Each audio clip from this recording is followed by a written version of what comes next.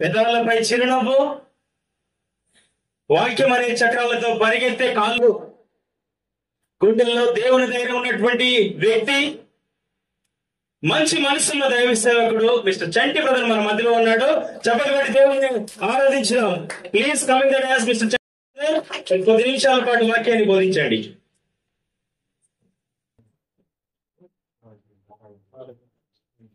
చిన్న ప్రార్థన చేసుకుందాం. ప్రేమ నమ్మకం కలిగిన తండ్రి, వందనాలు నాయన. మంచి కార్యక్రమానికి శ్రీకారం చుట్టడానికి మరి ఈ ప్రాంతంలో ఉన్న పరిచయస్తులు, నేను నమ్మినటువంటి వారందరూ కూడా అనేక ప్రాంతాల నుండి కొందరిగా పిలువబడినటువంటి వారిగా ఉంటున్న తరుణంలో మరి ఇప్పటి వరకు మాట్లాడినటువంటి మాటలను బట్టి స్తోత్రాలు చెల్లిస్తూ కొద్ది సమయం ఒక 5-10 నిమిషాల పాటు కొన్ని విషయాలు మీరు నేర్చుకోవడానికి మీరు కృప చూపించమని క్రీస్తు నామములో అడుగుతున్నాము తండ్రి, ఆమేన్. మంచిదండి. కూడి వచ్చి నీకు కనపడుతుందా? నాకు మీరు కనపడుతుందా? ఓకే, మంచిది. కూడి ఉన్న ప్రతి ఒక్కరికి క్రీస్తు పేరిట శుభాలు, వందనాలు తెలియజేస్తున్నాను. ఇక మరి కార్యక్రమానికి మీరు చాలా మంది ప్రయాసపడ్డారు. మీ ప్రయాస ప్రభునందు వృధా కాదు, మనల్ని దేవుడే చూస్తాడు. ముఖ్యంగా మరి ఇక్కడ ఉన్నటువంటి మరి 3 బ్రదర్స్, నేను వాళ్ళతో చాలా కమ్యూనికేషన్ అయ్యాను. అంటే ఇక చాలా అంటి పెట్టుకొని తిరిగాను. చాలా మంది ఉంటారు, వీళ్ళ ముగ్గురేనా అనే సెటరికల్ వర్డ్స్ అనేది కరెక్ట్ కాదు. ఇలా 3 అంటే వీళ్ళతోటి చాలా బాండింగ్ ఉంది నాకు. ఎంత బాండింగ్ అంటే 15 సంవత్సరాల నుండి మరి వీళ్ళతోటి దగ్గర తిరిగాను. మంచి మనసు ఉన్నటువంటి వ్యక్తులు దేవదాస్ పాస్టర్ గారు, అలాగే రవి బ్రదర్, అలాగే ప్రవీణ్ అన్న. కరోనా టైం నుండి ప్రవీణ్ అన్న మరిగా ఎటు వెళ్ళిన అర్ధరాత్రి అయినా సరే ఇక మేము ఎంత ఘోరంగా తిరిగామంటే అంత ఘోరంగా తిరిగాం. నాకు అన్న 3-4 సంవత్సరాల పరిచయం. ప్రవీణ్ అన్న పరిచయం అయినా కానీ అర్ధరాత్రిలో కూడా చాలా ప్రయాణాలు చేశాను. ఇది ఇంట్లో అయినా బయట అయినా తెలియకపోయినా కానీ. అందుకనే వీళ్ళు మెయిన్ గా సెంటర్ అట్రాక్షన్ గా మరి ముందుండాలనేటువంటి ఆశపడి చాలా మంది సేవకులు ఉండొచ్చు, కానీ ఎవరికి చెప్పలేదు. కేవలం వీళ్ళ 3తోటే మరి దీన్ని ప్రారంభించాలనేటువంటి ఒక ఆలోచనతోటి మరి దీన్ని ప్రారంభించాం. అలాగే కొంతమందితోటి, అంటే మన మధ్యలో ఉండేటువంటి కొంతమందితోటే ప్రారంభం జరగాలనేటువంటి ఆలోచనతోటి జరిగింది. ఒక చిన్న వాక్యాన్ని మనం నేర్చుకుందాం దీనికి. ఎందుకంటే చాలా మంది కారకులు అవుతారు, కానీ ఆ కారణాన్ని బట్టి మనము దేవుడే మనల్ని హెచ్చించాలి, మనుషులు కాదు. ఒక్క విషయాన్ని మనం బలంగా ఆలోచించి ఈ కార్యక్రమాన్ని ముగిద్దాం. మత్తయి సువార్త 12వ అధ్యాయము. మత్తయి సువార్త 12వ అధ్యాయం. ప్రవీణ్ బ్రదర్ చెప్పారు మనకి మంచి వాక్యము. ఒక పొలాన్ని 4 దున్నితేనే అది తొందరగా అవుతుంది. అది వండర్ఫుల్ వర్డ్ అనమాట. క్రైస్తవ జీవితంలో ఖచ్చితంగా అది నేర్చుకోవాలి. అంటే అందరూ పని చేయాలనేటువంటి ఆలోచనతో ఆ మాట మాట్లాడారు రవి బ్రదరు. మరి సాతాన్ని మనం తల కింద చిత కొట్టాలి, కానీ నెత్తి మీదకి ఎక్కించుకుంటే కుదరదు. ఆనాడు కట్టబడిన ప్రతిది కూడా కూల్చబడ్డాయి, కానీ క్రీస్తులో కట్టబడే ప్రతి ఆలయం కూడా కూల్చబడదు. ఇక ఈ ఆలయాలు కూడా స్థిరంగా ముందుకెళ్ళాలి అంటే మనందరము పరిచర్యలో పాలిభాగస్తులు అవ్వాలన్న దేవదాసు గారి యొక్క మాటలను బట్టి, అంతకు ముందు చెప్పినటువంటి గ్రీటింగ్స్ బట్టి మరి విన్నాం. ఒక విషయాన్ని తెలుసుకొని ఈ యొక్క మాటలు ముగించుకుందాం. ఏంటా మాటలు అంటే, అక్కడ రాయబడినటువంటి మాట మత్తయి సువార్త 12వ అధ్యాయము 42వ వచనం. విమర్శ సమయమున ప్రతి ఒక్కరికి గుర్తుపెట్టుకోండి, ఎండింగ్ డే ఉంటుంది భూమి మీద. అలాగే ఈ భూమి మీద బ్రతికే ప్రతి ఒక్కరికి ఒకానొక టైం వస్తుంది. ఇష్టానుసారం జీవితాలు బ్రతకడానికి లేదు భూమి మీద. దేవునికి ప్రతిదీ కూడా లెక్క చెప్పాలి. ఆ లెక్క చెప్పేటువంటి క్రమంలో ఒక డే ఉంది ప్రతి ఒక్కరికి కూడా. నాకు అందం ఉందని, నాకు అధికారం ఉందని, నాకు ఇంకా ఉద్యోగాలు ఉన్నాయని, నాకు ఇంకా పలుకుబడి ఉందని ఇష్టానుసారమైనటువంటి బ్రతుకును బ్రతకడానికి లేదు భూమి మీద. ప్రతి ఒక్కరూ ఈ భూమి మీద ఏం మాట్లాడారో, ఏం చేశారో, ఎందుకు ఉన్నారో, ఎటు వెళ్ళారో ప్రతిదీ కూడా దేవుడు ఒక లెక్క అడుగుతాడు. అందుకనే విమర్శ దినం అనేది ప్రతి ఒక్కరికి ఉంది. అక్కడ మాట్లాడుతున్న మాట ఏంటి?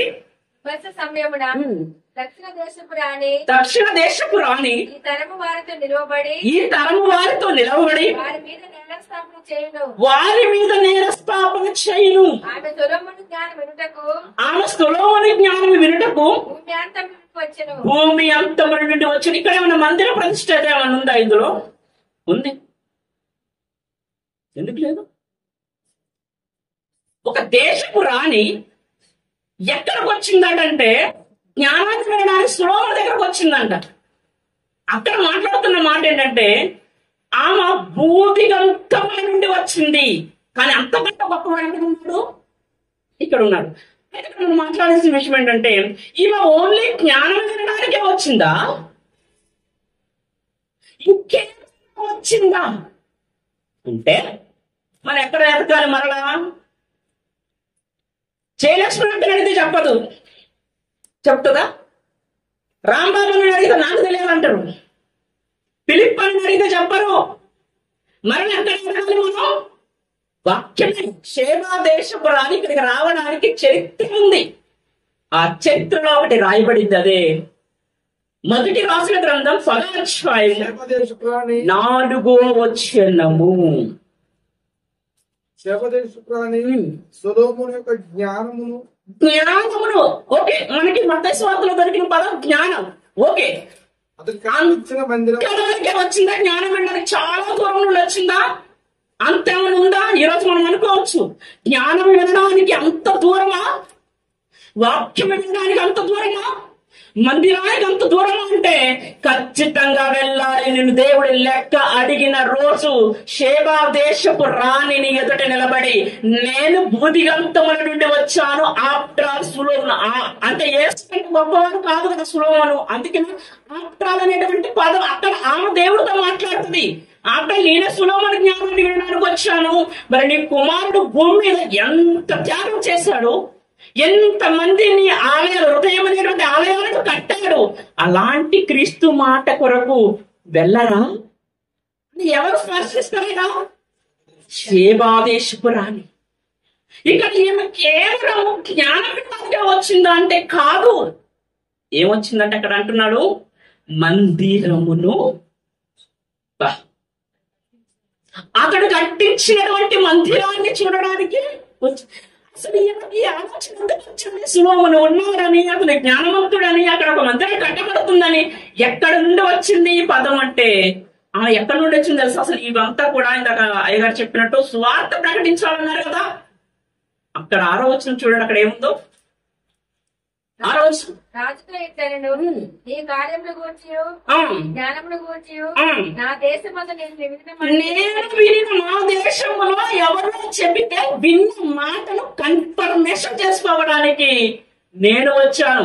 ఇన్ఫర్మేషన్ ఉంది, ఎట్ ద సేమ్ టైం ఆ ఇన్ఫర్మేషన్ కన్ఫర్మేషన్ గా మారాలి అంటే నేను వెళ్ళాలి.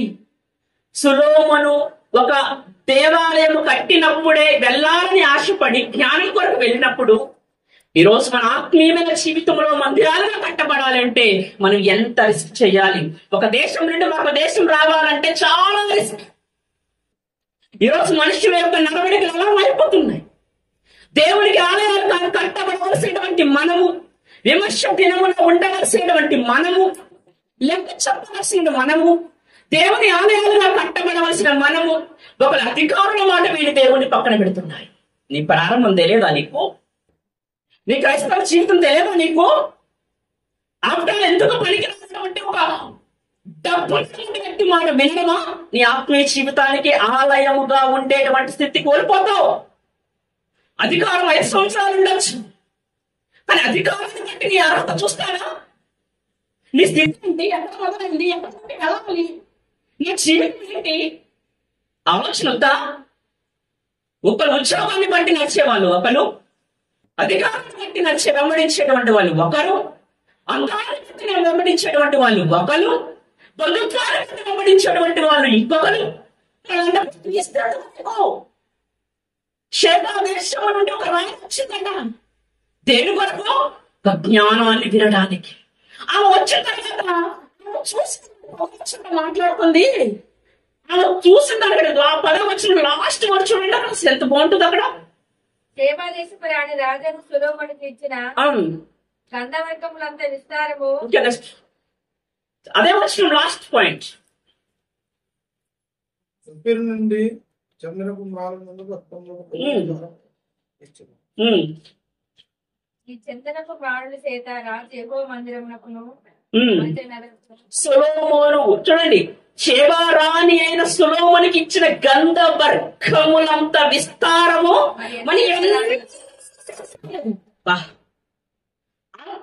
ఒక మనిషి జ్ఞానాన్ని మెచ్చే దేశాలు దాటింది, ఖండాలు దాటింది, పరివారంతో వచ్చింది.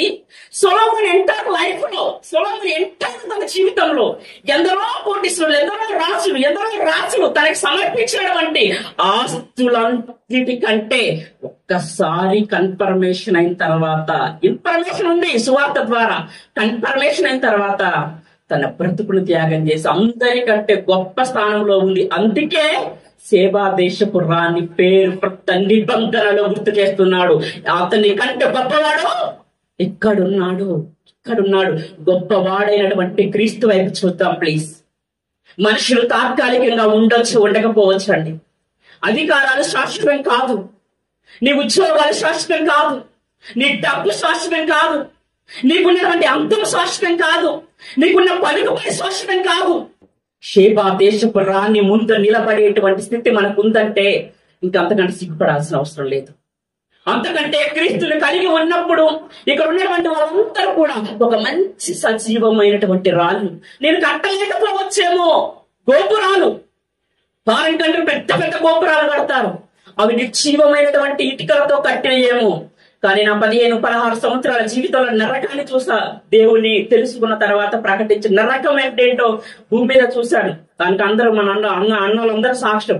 ఆన్లైన్ లో రాజు బ్రదర్, బాలు బ్రదరు, మీరందరూ సాక్ష్యం. సంఘాల్లో ఉన్నప్పుడు వాళ్ళు సాక్ష్యం. అందుకనే సంఘాల్లో కొన్ని సంఘాలు చేశాం, బలపరిచాం. కానీ ఇప్పుడు ఆనాడు చాలా ముందు కూడా కట్టొచ్చే ఇంటికంతా అవి జీవం లేనటువంటి వాళ్ళతో కట్టబడిన మందిరం అయితే నేను జీవము కలిగినటువంటి రాయిగా సజీవమైన రాయిని కట్టడానికి ఈ యొక్క నిర్ణయం తీసుకున్న ఆన్లైన్ పరిచయలో మొట్టమొదటి ఆత్మ హిందూ అయినటువంటి రాంబాబు అన్నమాట. అన్నకు చెప్పాను, అమీర్ అన్నకి ఊకే ఏదో మాట్లాడు, చాలా రారా అవసరం అది వద్దన్నా చాలాసార్లు ఇట్లా మళ్ళీ ఫోన్ చేసేటోడు, మళ్ళా మాట్లాడేటోడు. ఎంతమంది వస్తారు బ్రదర్? నాకు భయం వస్తుంది బ్రదర్. చంటి శవమే మన ఊరి నుండి వెళ్ళాలని చెప్పా తెలుసా ఇంటికి. ఇక్కడ నుండి ఎవరు వెళ్ళాలన్నా సజీవమైనటువంటి ఆత్మ దేవుడి దగ్గరికి వెళ్ళాలి.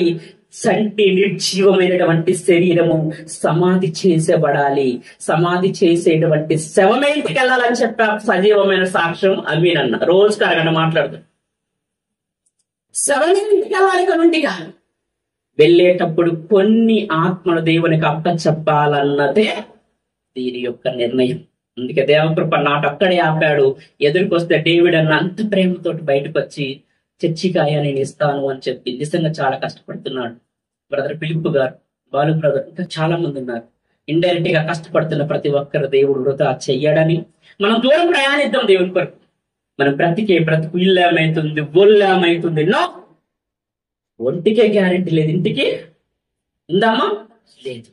మీ ఆస్తులు పక్కన పెట్టు, మీ బంధువులు పక్కన పెట్టండి, దేవుణ్ణి ప్రథమ స్థానంగా పెట్టండి. మన ప్రథమ ఫలము. అప్పుడు మనం కూడా పరలోక రాజ్యంలో మన స్థానాన్ని లెక్కిస్తాం.